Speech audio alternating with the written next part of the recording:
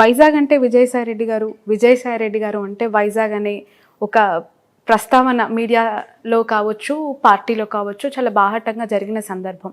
అలాంటి విజయసాయి రెడ్డి గారిని ఉన్న ఫలంగా వైజాగ్ నుంచి నెల్లూరుకి మార్చడం ఊహించారా అసలు మీరు?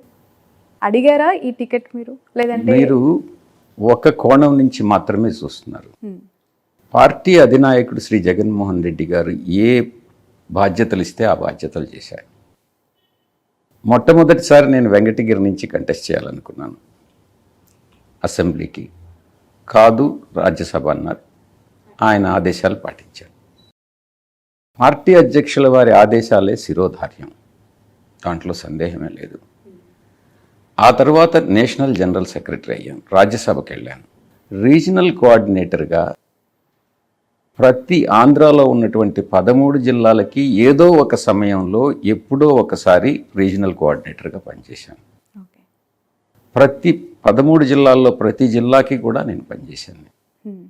రాయలసీమ కావచ్చు, గోదావరి కావచ్చు, కృష్ణా జిల్లాలు కావచ్చు, ఉత్తరాంధ్ర కావచ్చు. ఎక్కడైనా కూడా విజయసాయి రెడ్డి అనేటటువంటి వ్యక్తి జగన్మోహన్ రెడ్డి గారికి, వైఎస్ కుటుంబానికి సేవకుడే. ఆయన ఏం చెప్తే అది చేయడం అన్నటువంటిది నా బాధ్యత. ఉత్తరాంధ్రకు పంపించినప్పుడు కొన్ని సమస్యలు ఎదురయ్యాయి. గోదావరి జిల్లాల్లో కూడా సమస్యలు ఎదురయ్యాయి. కాకినాడ ఎలక్షన్స్ నేనే, మున్సిపల్ ఎలక్షన్స్, కార్పొరేషన్ ఎలక్షన్స్ నేనే నిర్వహించినాను. అదేవిధంగా జీవీఎంసీ ఎలక్షన్స్ వైజాగ్లో కూడా నేనే నిర్వహించాను. మున్సిపల్ ఎలక్షన్స్ అక్కడ విజయం సాధించాం. రాజకీయ నాయకుడు అంటే రాజకీయాల్లో ఓటమి విజయం అన్నటువంటిది సర్వసాధారణం. 2014లో మేము ఓడిపోయాం, 2019లో గెలిచాం, 2024లో గెలవబోతున్నాం. అదేవిధంగా చిరంజీవి గారు కూడా, పవన్ కళ్యాణ్ గారు కూడా ఒక స్థిరత్వం, ఒక దృఢ నిశ్చయం, ఒక గెలవాలి అన్నటువంటి ఒక పట్టుదల వాళ్ళల్లో లేవు. అందుకే రాజకీయాల్లో రాణించలేకపోతున్నారు. చిరంజీవి గారు అంతకుముందు రాజ్యం పెట్టి ఆ తర్వాత దాన్ని కాంగ్రెస్లో మెర్జ్ చేసి ఈరోజు వచ్చి నేను క్యాంపెయిన్ చేస్తానని అంటే, ఇప్పుడే నేను చెప్పాను ఇంతకుముందే, సినిమాల్లో రాణించినటువంటి వ్యక్తులందరూ కూడా రాజకీయాల్లో కూడా రాణిస్తారు అని అంటే ఆ భావన తప్పు అని.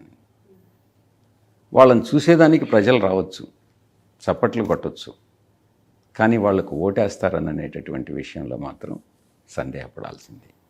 పవన్ కళ్యాణ్ విషయంలో అదే అర్థమవుతుంది. మీరు ఏదన్నా ఒక ఈవెన్ సినిమా హీరోయిన్ తీసుకొస్తే చాలామంది వస్తారు చూసేదానికి, కానీ ఆమెకి ఓట్లేరు.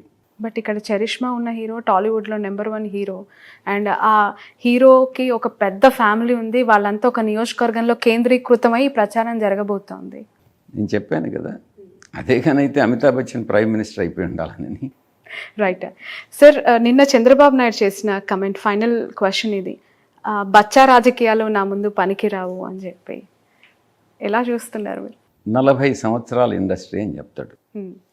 ఈ దేశంలో ఏం జరిగినా కూడా అది నా వల్లనేనని అంటాడు.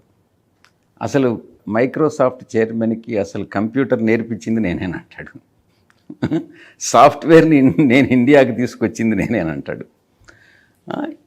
అది ఎంత దురదృష్టకరమైన. అబ్దుల్ కలాం గారిని నేనే ప్రెసిడెంట్ని చేశానని అంటాడు. మోడీ గారిని నేనే ప్రైమ్ మినిస్టర్ చేశానంటాడు. ఆయనకి ఏది మైండ్కి వస్తే అదే చెప్తాడన్నమాట. లేదు, గతంలో మన్మోహన్ సింగ్ గారిని నేనే ప్రైమ్ మినిస్టర్ చేశానని అంటాడు. ఎన్టీ రామారావు తన స్వంత మామగారినే వెన్నుపోటు పొడిచి అధికారంలోకి వచ్చినటువంటి వ్యక్తి, నైతిక విలువలు లేనటువంటి వ్యక్తి, ఒక రాజకీయ సిద్ధాంతం అంటూ లేనటువంటి వ్యక్తి, అధికారమే పరమావధిగా ఏ రాజకీయ పార్టీతోనైనా అనుసంధానం అవుతాను, నేను పార్ట్నర్షిప్ పెట్టుకుంటాననేటటువంటి వ్యక్తి, 40 సంవత్సరాల ఇండస్ట్రీ, నేను గొప్ప మహానుభావుడిని, లేకుంటే నేను తెలివైనటువంటి వాడిని అని నేను చెప్పుకోవడం నిజంగా శోచనీయమైనటువంటి విషయం. దాన్ని ప్రజలు నమ్మట్లేదు. ఈరోజు చెప్పిన మాట రేపు చెప్పడు. చెప్పిన అబద్ధం చెప్పకుండా ఇంకొక అబద్ధం చెప్పగలిగినటువంటి వ్యక్తి చంద్రబాబు నాయుడు. బహుశా అబద్ధాలు చెప్పడంలో అతనికి ఎక్స్పర్ట్ అనుకుంటా, మిగతా ఏ విషయంలో కాదు. ప్రతి ఒక్క దురలవాటు, వెన్నుపోటు పడిచే తత్వం, కులతత్వం, కులపిచ్చి, లేనటువంటి దుర్గుణం ఆయనలో లేదు. ప్రతి దుర్గుణం కూడా చంద్రబాబు నాయుడులోనే ఉంది. అందుకే ఈరోజు రాజకీయాల్లో రాణించలేడిక మీదట 14 సంవత్సరాలు ఆయన అందించినటువంటి పరిపాలన ఏదో ఆయన సామర్థ్యం వల్ల వచ్చింది కాదు, పరిస్థితులు అలా వచ్చిన దానివల్ల ఆయన ముఖ్యమంత్రి అయ్యాడే కానీ ఆయన సామర్థ్యం మీద ప్రజలు నమ్మకం పెట్టి ఆయన్ని ఎప్పుడు కూడా సీఎం చేయలేదు. జస్ట్ ఒక చిన్న గులకరాయి పడితేనే హత్యా ప్రయత్నం జరిగింది అని అనటం అసలు ఇంతకంటే నీచమైన రాజకీయాలు ఏమైనా ఉంటాయా అని చెప్పి మాట్లాడుతూ ఉన్నారు లోకేష్. అదే చెప్పింది.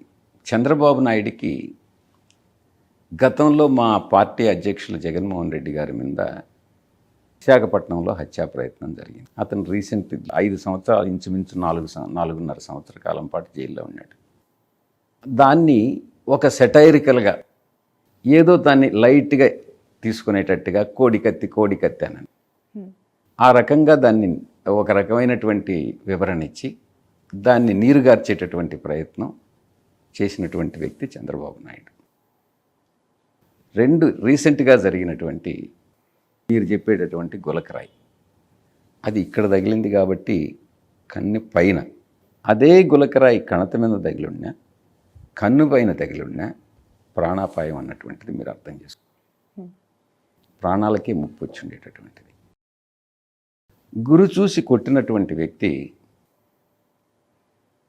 ఆ వ్యక్తి యొక్క దురుద్దేశంతోనే రాయేసి ఉంటాడు. రాయి పూలేశారు అని అంటే ఒక అర్థం ఉంది, రాయితో కొట్టాడు అని అంటే దురుద్దేశంతోనే కొడతాడు. ఆ దురుద్దేశం ఏమై ఉంటుంది? డెఫినెట్గా ఆ మనిషిని ఎలిమినేట్ చేయాలనే ఉంటుంది. దాంట్లో మళ్ళీ సెటైరికల్గా గులకరాయి అని అన్నటువంటి, గులకరాయితో కాకుండా ఒక పెద్ద బండరాయిని వేయగలరా? చంద్రబాబు నాయుడు తెలివి తక్కువతనం. ఎయిర్ గన్ అయి ఉండొచ్చు, లేకుంటే క్యాట్ బాల్ అయి ఉండొచ్చు. దాంతో కొట్టాడు అని అంటే అది డెఫినెట్గా హత్యా ప్రయత్నమే, దాంట్లో ఎటువంటి సందేహం లేదు. చంద్రబాబు నాయుడు పాత్ర ఉంది, అది చేసింది చంద్రబాబు నాయుడు మనుషులే. చంద్రబాబు నాయుడు డెఫినెట్గా ఆ కేసులో ఇరుక్కుంటాడు. చంద్రబాబు నాయుడుకి ఆ కుట్రలన్నీ బహిర్గతం అవుతాయి. దాంట్లో చంద్రబాబు నాయుడు తప్పకుండా జైలుకు పోతాడు. ఇప్పుడు ఆపరేషన్ లేకుండానే మోకాళ్లకు ప్లాస్మా ట్రీట్మెంట్, మీ ఆర్థోపెడిక్ సమస్యలన్నిటికీ రోబోటిక్ టెక్నాలజీ ద్వారా తక్కువ ఖర్చుతో శాశ్వత పరిష్కారం, ఫ్రీ కన్సల్టేషన్, ప్రతి ట్రీట్మెంట్ పై 20% డిస్కౌంట్. ఈ ఆఫర్ కొద్ది రోజులు మాత్రమే, త్వరపడండి. V9 hospitals 9281465842.